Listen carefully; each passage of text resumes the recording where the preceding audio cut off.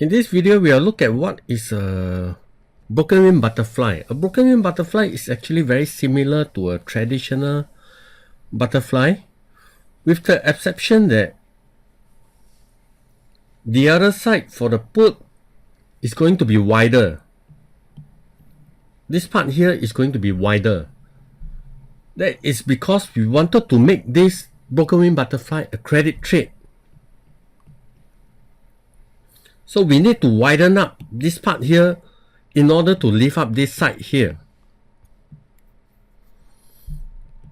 If you recall, this is a traditional butterfly and it will always be a debit trade. And in order for us to lift up this side to make it a credit trade, then we need to widen up this part here, which is this part over here. And if the market is here and we are doing a broken wing butterfly, then the market can be going up. It doesn't matter because we are not going to lose money because this is a credit trade. And if the market were to go down and we have a chance to make even more over here, of course, if we start to go outside of this range, then we'll have our losses over here.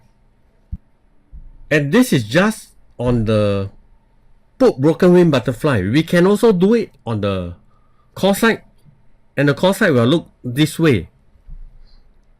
And if we do it on both sides, a call and a put broken wing butterfly, we end up with a risk graph that is very exclusive. Let me just clear up this.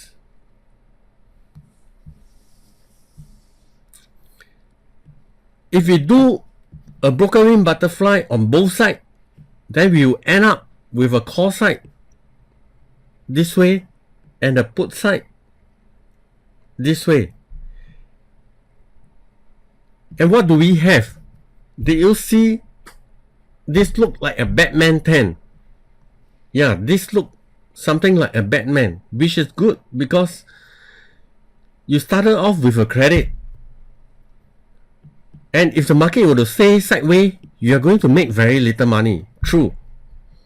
But if the market were to go upside into this range here, you are going to make a lot. And if the market were to go down into this range, you are also going to make a lot. As with any other trading, if you go outside of the range, then you'll be having a losses here. But if you look at this risk graph and compare it with your traditional iron condor, what do you have? This is a traditional iron condor and you receive a credit here. And your risk is here as compared to this Batman risk graph. And bearing in mind that this is just an expiration risk graph, there is a mark-to-market risk graph. For the iron condor, it will always be coming down.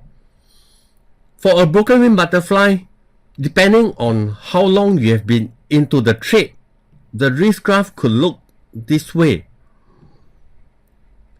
That is because as time goes by, the risk graph will curve up towards the range here. And that is where you will be making money even when the trade were to go against you towards this side. But you still have a chance to get out and make some profit. But that won't happen to iron condor because the iron condor risk graph is always coming down.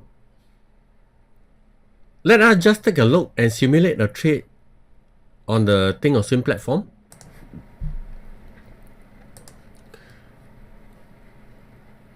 Typically, I like to do a broken wing butterfly that is 30 to 45 days to expiration.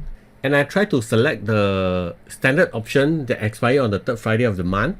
For the July, there will be 23 days, there will be too little. So we have to go for the next one, which is the August, that is 51 days. But I'm just trying to simulate a broken wing butterfly for you to see here. And we are not going into the strike selection yet. This is just an overview of what is a broken wing butterfly. So let me try to simulate one trade. And I'll be buying a butterfly.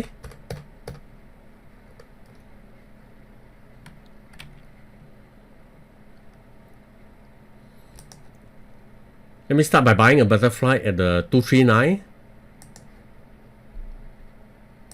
So I'll be buying one lot at the 239. I will try to sell two lot at the 236 maybe. And the other one I try to buy it, let's say 229, and see what we end up. We end up with a 13-cent credit. That's fine for this illustration. Let me take a look at the risk graph. And this will be a broken wing butterfly risk graph. The market is here, and should the market go inside here on expiration, and this is the maximum profit that we can make, which is about 300, and the maximum loss that we are going to take is about 387. And this is just on the put side. Let me try to simulate a trade on the call side. But bearing in mind that the call side, the width cannot be so wide because the call premium generally is lesser than the put premium. So let me try. If you try to do a 245, buying butterfly at 245 when the market is around 243, and we will be selling 247. Try to make it $7, same as the put side. That will be 254. And we will be able to collect 31 cents of credit. I try to collect the same, so maybe we change this to a 248 and see how we end up. The 248 will cost us 47 cents of debit.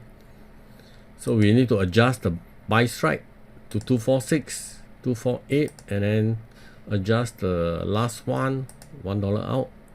That brings us about 10 cents of credit, which is $10. That's fine. And we take a look at the risk graph, and this will be the risk graph. And this is of course the expiration risk graph. And do you see it looked like a Batman 10? And this is perfectly fine, because if the market were to stay sideways, then you are going to receive the credit here. And if the market were to expire inside, you are going to make more, and expire here, you are going to make more. Of course, outside of this range, you are going to have your maximum loss, and outside of this range, you are going to have your maximum loss. As in all my trading system, I do not expect to take the maximum loss in this kind of trade, and we'll come back to that in the subsequent video. And this is just an overview of what is a broken wing butterfly. You can do it on the call side, and you can do it on the put side. And if you do it on both sides, the call and put, you end up with this kind of risk graph. And I'm just simulating on the SPY. You can of course do this trade on ES. ES is the E-mini S&P 500, and that is also my favorite. Let me know if you have any question on this video. Thank you.